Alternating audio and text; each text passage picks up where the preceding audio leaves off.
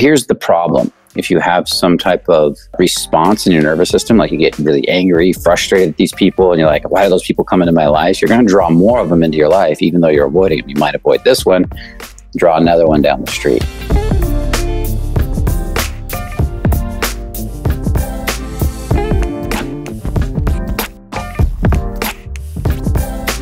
The first question comes from Jill Snow White. Some of you know her, and I know a lot of you guys love reading her comments and responding to her comments. I think she has some great questions and some great feedback. So this one's a little bit longer. It's got some feedback about some previous video I did, and then some questions wrapped in there too. So Ryan, I've been doing these letting go exercises you've shown in part 2 of the nice guy syndrome for about 2 weeks, almost every day. This process definitely triggered old suppressed stuff in me. And for about a week, my mood went downhill. My body felt tight for no reason. I was borderline depressed and felt hella scared too. But now it seems to go back to normal. And I have a much easier time saying no to pushy people without feeling any aggression. Thanks. It really helped. Sometimes you will go downhill when you start the process of allowing and letting go. When you first go into something, especially old stuff, part of the process is bringing the stuff up that's been pushed down for so long, and you can't let it go or process it until you've got into relationship with it. So there might be a period of feeling a little crappy. If any of you have ever done a detox or a cleanse, notice that a lot of times you feel crappy at first, but then later you feel good. And that's kind of what's happening here. It's stirring up garbage and getting your body to let it go. And a question I have now is, how do I determine if a tendency to avoid contact with manipulative and lying people is me avoiding tension, or it's a normal behavior that keeps me away from toxic people? I'm okay with many types of tension, but communicating with passive, aggressive, negative, manipulative people and the conflict in it seems to be the thing that I always want to avoid. Okay. It's a great question. We're getting into more subtle stuff around tension when we look at this question. So that's why I love the question.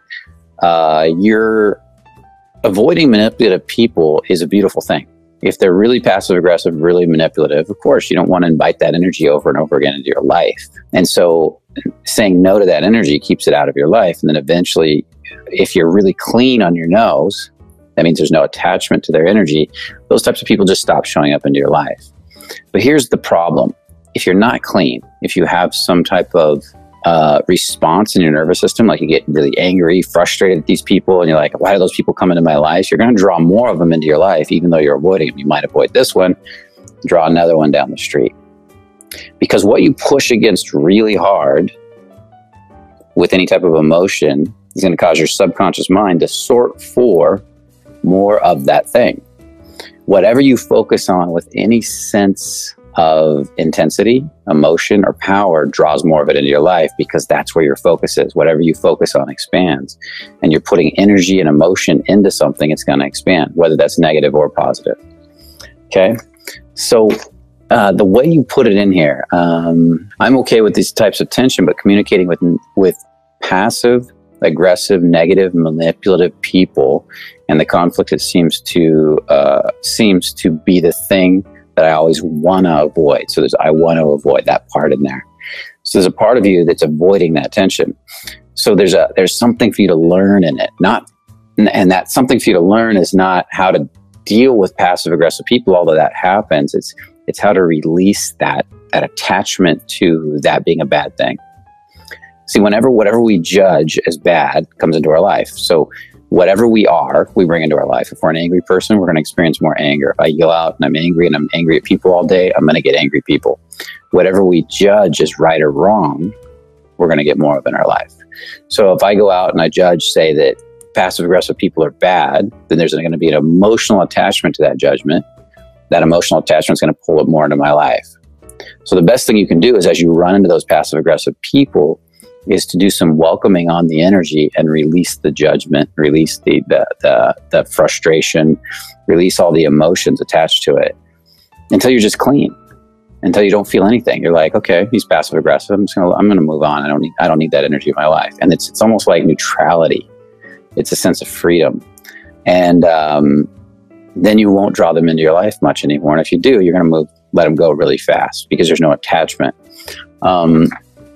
So hopefully that answers your question there.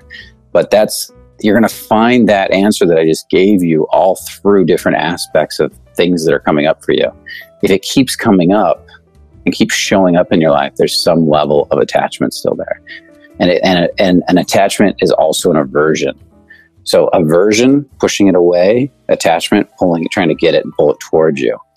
The aversion part is also an attachment in the sense that your attachment is to the aversion. Your attachment is to saying that's wrong. I don't want that. I don't need that. And that therefore then brings it into your life. So there's a sense of an attachment.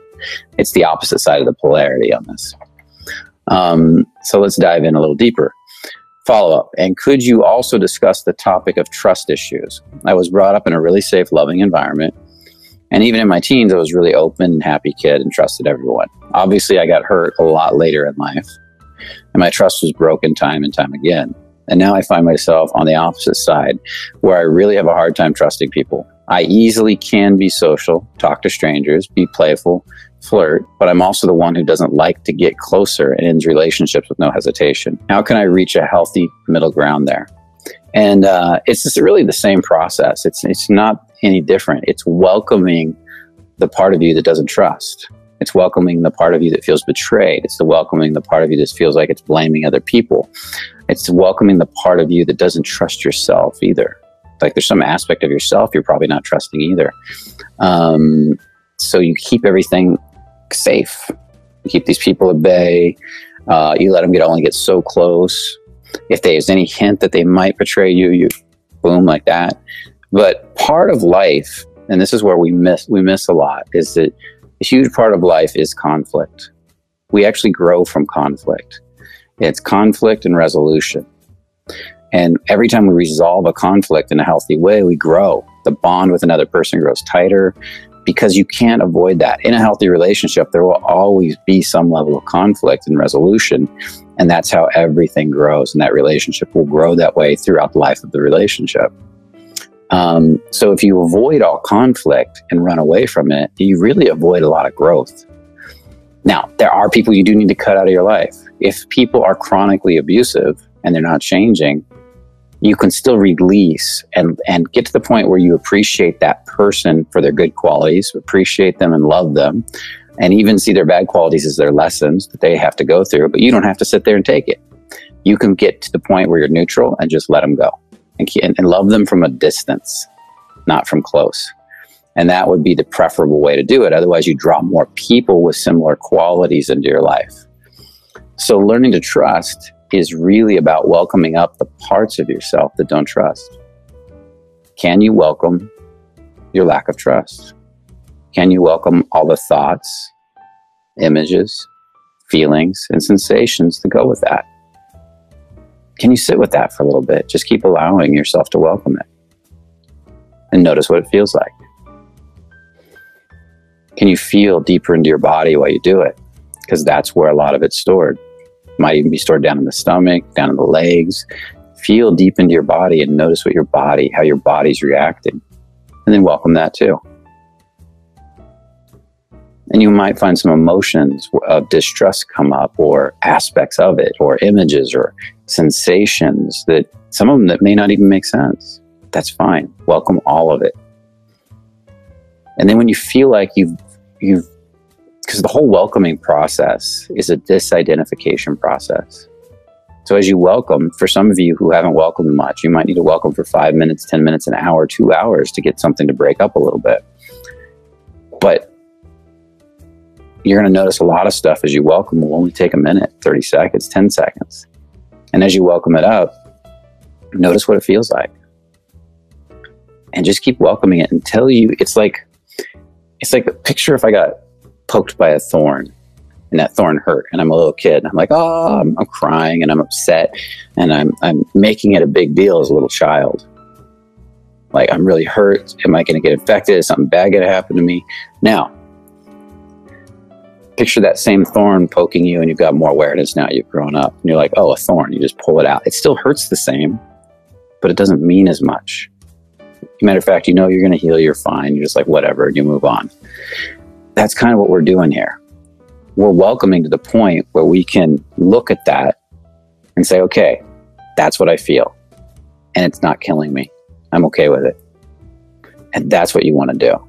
And that's how we start to process old emotions and old garbage. We have to disidentify with all the stories about it. Now, you might still hear the stories going off in the background. You might, but now you're starting to step back. It's like the observer's turning on and you're stepping back and you're saying, okay, I can see a part of myself reacting and getting upset, but there's another part of myself just watching and watching myself react. And the more you do that, the more it'll calm down. And then once it calms down a little bit, just ask yourself, can I let that go? And some of it might go. All of it might go. And that's the key to letting go. Can I let more of it go? Good. And some more. Good. And you start to feel lighter and lighter. The key to this is feeling through the whole body, being really present, taking your time, choosing to do it, not having to do it. And if you have to do something, then you want to observe that too. Observe the part of you that feels like you have to do this until that starts to break up, and then let that go. And just keep going through this process. And you can go through it over and over and again, like Jill did, over a week. And over a week, you can change a lot of stuff. You may not change it all in 10 minutes, but if you took 30 years to accumulate all of this pain, 40 years for some of you, 50, even more, it's going to take a little time to untie it all. But it does untie. And every time you feel a little bit lighter, you're moving towards health. If you feel a little bit heavier while you're welcoming, that's you bringing up the stuff. And then after you get disidentified from it, then you can let it go and you should feel a little lighter at that point. If you're not feeling anything, you're probably disconnected from your body or you're numbed out. And that's another process. So start that welcoming process and welcome up all sense of distrust. And you might get images of past people and situations. Then ask yourself, can I let it go? Matter of fact, let's take it one step further since this is working for you so well. Welcome up the distrust and all the images, thoughts, and feelings that go with that. And just sit with that for a little bit. Then notice if there's any wanting to do anything with or about it. Is there any wanting to control it? Push it down, have power over it? Is there any wanting for approval? Like approval from yourself? Approval from another person from the past? Is there any wanting to not be disapproved of? That's another one. And then notice if there's any wanting for control. Wanting for safety, security. And then welcome that up. So the way this goes is you're going to look at it as wanting for control, wanting for approval, wanting for security. And if any of that comes up, just let it go. Pick one, let it go. Let go of that one. Just ask your body to release it. Notice how much lighter it feels. And with it, usually right behind it, as you let go of that want for control, will be a lot of emotions and the feelings and sensations will start leaving right behind it. And you'll start to feel a little lighter. And then just go and do the process again. Start at the beginning. Welcome it all up. Notice what it feels like. Notice all the thoughts, the sensations, the emotions. And then notice if there's any want for control. And pick only one of these. Want for control, want to be out of control, want for approval, want not to be disapproved of, want for security, or want to be safe, want to survive as the body, or want not to die. And just pick one. Notice what comes up. And then sit with it for a second, and then ask that to let go. And just notice how you feel as you let it go. And you can use this for anything.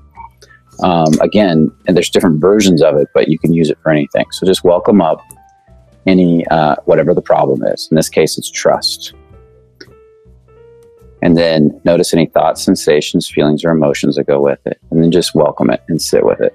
And for now, we're going to take it very quick. But when you're doing it on your own, you might sit for 5 minutes. You might sit for a minute. Just sit with it, see what comes up. Then notice if there's any want for control, want for approval, or want for security attached to it. And just pick one of them. You could also pick the opposite, the want to be out of control, the want to be disapproved of, or the want to die, the want to die. And just notice what comes up. Pick any one of them, but only one. And then as you let that go, start to notice the looseness that comes inside you. And then ask your body to let go of the lack of trust. Just let it go. You don't need it anymore. And maybe you let go 1%, maybe you let go 5%, maybe you let go of all of it. Just ask your body to let it go and see if there's a sense of lightness that starts to come across the body.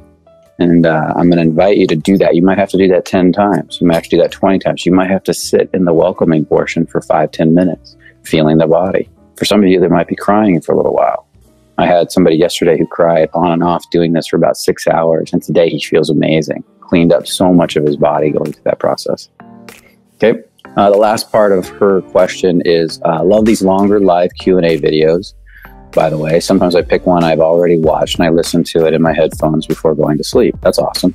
I find your voice sexy and calming at the same time. Thank you. I really appreciate that. And I really do. It means a lot to me that I love hearing your compliments. I'm human. Works almost like a guided meditation for me.